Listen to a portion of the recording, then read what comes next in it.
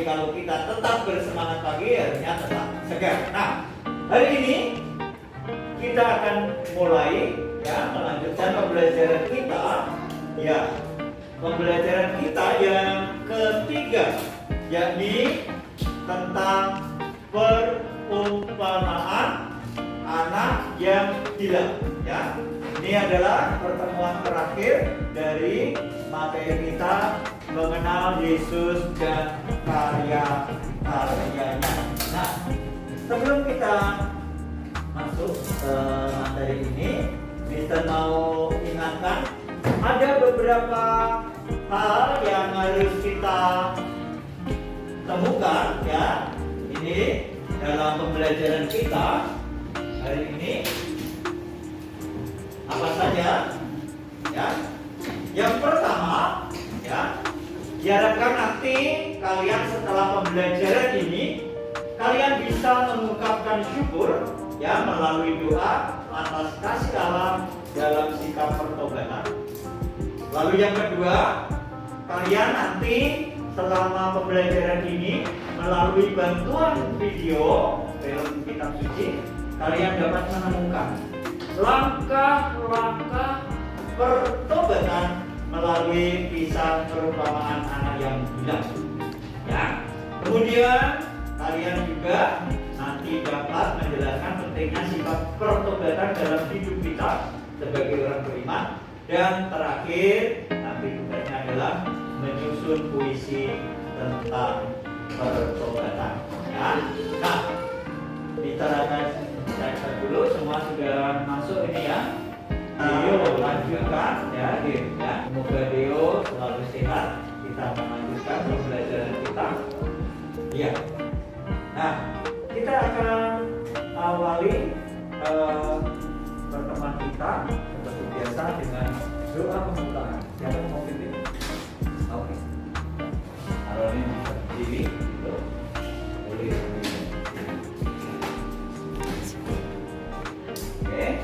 Dalam nama Bapa dan Putra dan Roh Kudus. Amin.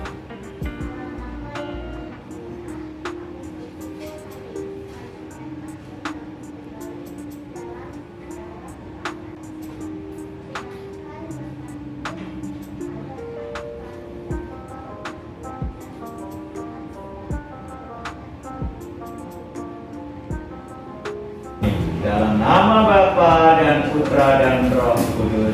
Amin.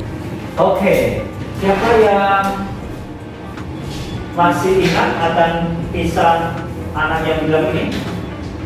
Masih ingat? Pernah mendengar kisah perumpamaan anak yang hilang? Siapa? Gak ada satupun yang pernah ingat? Di gereja, di sekolah minggu, ya? Alek, ingat kisah perumpamaan anak yang hilang? Gak ada kelompok ini? Gak ada juga? Oke, baik. Supaya kita paham akan kisahnya, mari kita lihat bersama. Kita lanjut nonton videonya guys. Nah, Klik dulu tombol kita cermati ya. Sekali lagi, 5 sambil melihat pertanyaan panduan. Terima kasih, enjoy. Seseorang memiliki dua anak.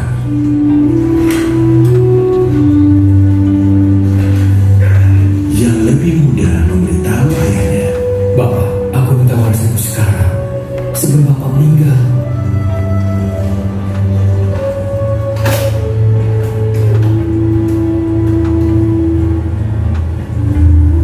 maka bapaknya setuju untuk membagi kekayaannya kepada kedua anaknya.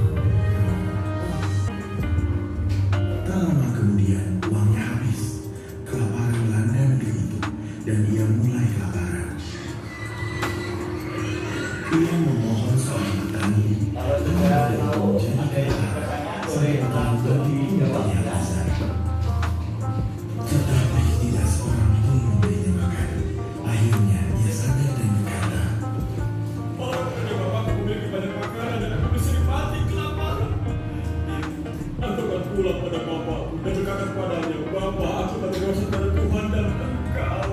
Aku tidak baik bersama anakku lagi. Lakukanlah aku seperti pekerjaan.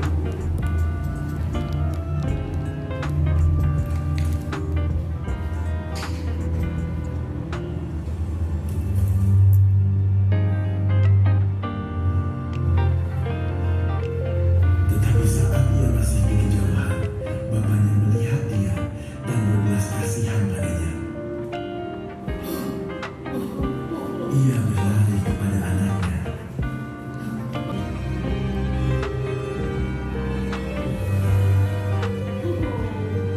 Dan ia memeluk dan menciumnya. Cepat, bawa yang terbaik dan kenakan padanya. Berikan cincin untuk jarinya dan sandal untuk kakinya. Ambil yang paling gemuk dan siapkan agar kita dapat merayakan. Anakku telah mati, tetapi sekarang hidup kembali.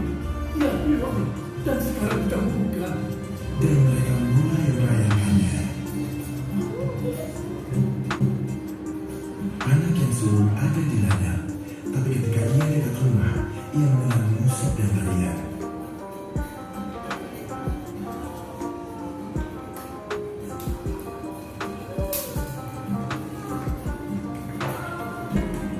Apa yang terjadi di sini? Adikku telah pulang dengan selamat dan bapakmu menyuruh kami menyembelih lembu terbaik.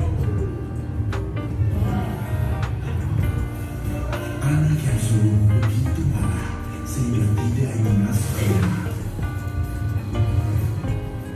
Bapaknya keluar dan memintanya untuk masuk. Selama bertahun-tahun aku bekerja untukmu seperti seorang budak dan selalu taat padamu. Tapi bapak tidak pernah menyembelih bahkan kambing kecil agar aku bisa berpesta dengan teman-temanku. Anak bungsumu telah menghabiskan uangmu dan sekarang dia pulang. Bapak menyembelih lembu terbaik untuk merayakannya. Hah?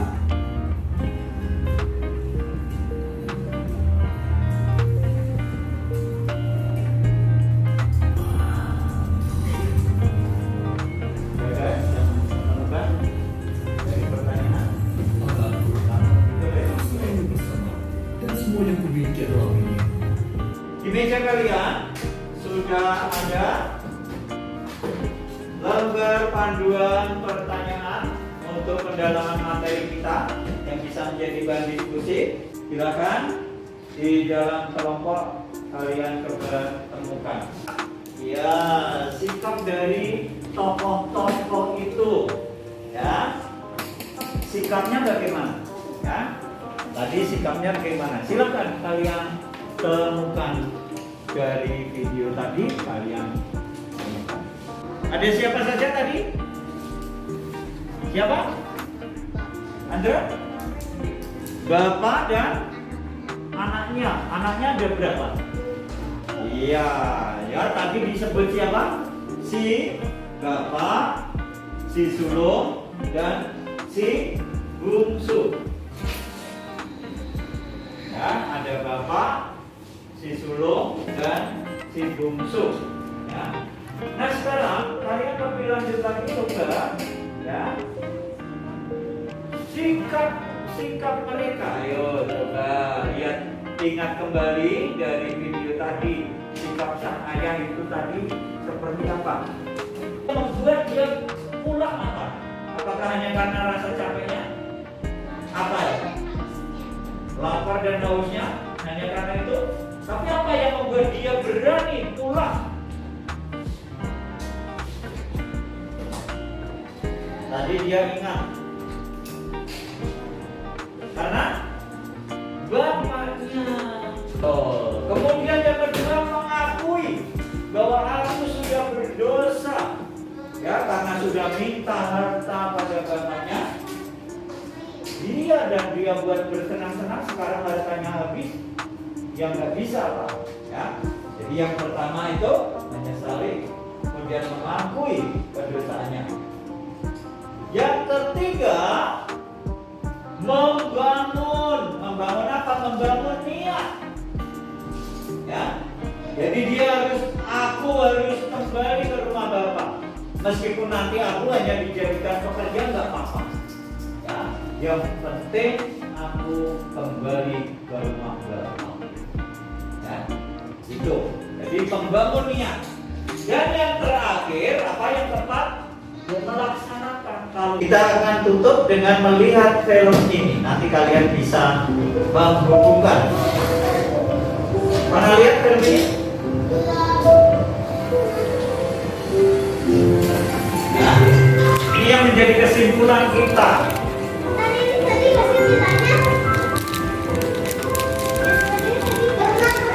Pernah ya, betul. Di morning reflection pernah kita lihat.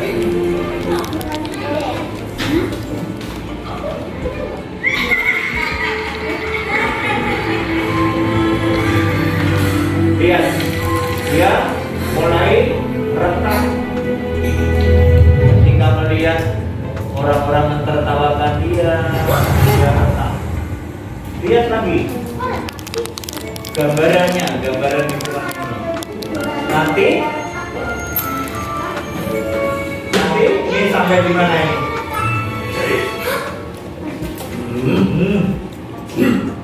Ketika dimarahi retak. Semua retak. Tuh, lihat gambarnya. Berarti nih sampai di rumah lihat apa ya? Bapaknya ternyata juga retak, ibunya retak. Berokan maka film ini juga apa?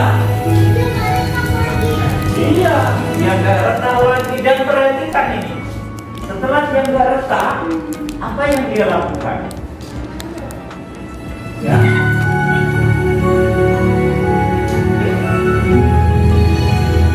Ya, ketemu ayahnya dipeluk, mulai hilang retaknya. Ketemu ibunya dipeluk, ketemu kakeknya dipeluk, hilang semua yang retak. Itu adalah gambaran dari kedosaan kita.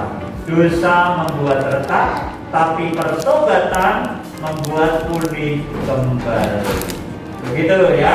Ini pesan dari pembelajaran kita hari ini. Nah, sekali lagi untuk kita ingat ya. Ada 4 langkah pertobatan. Yang pertama berarti apa tadi? Menyesali kesalahan dosa. Kedua, mengakui kasih Allah. Tadi Allah yang berbelas kasih yang dikatakan Rachel. Yang ketiga, membangun niat untuk memohon belas kasih. Tadi kepada ayahnya, tapi kita kepada Tuhan. Dan terakhir, melaksanakan niat dan bersyukur atas belas kasih dan pengampunan Tuhan. Baik, sebagai akhir tugas, kalian nanti membuat puisi tentang pertobatan.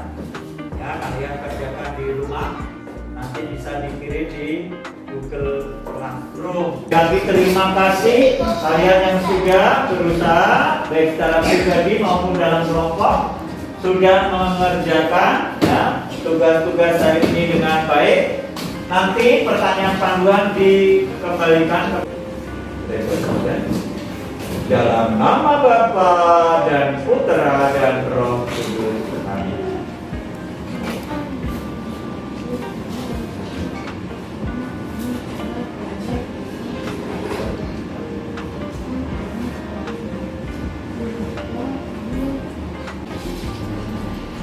Amin. Dalam nama Bapa, Putra dan Roh Kudus.